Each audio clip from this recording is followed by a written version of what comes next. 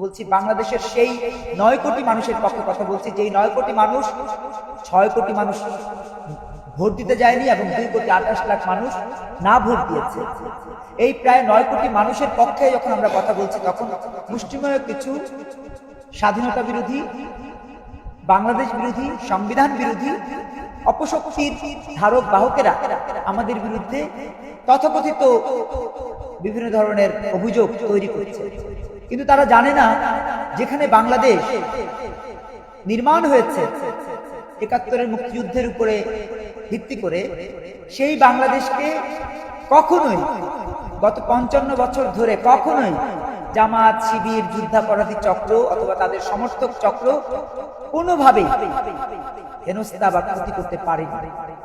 কিন্তু আজকে তারা ভাবছে যে তারা মনে হয় অনেক কিছু করেছে, কিন্তু তাদের সংখ্যাটা তারা জানে না। তাদের সংখ্যাটা মাত্র 5 লক্ষ।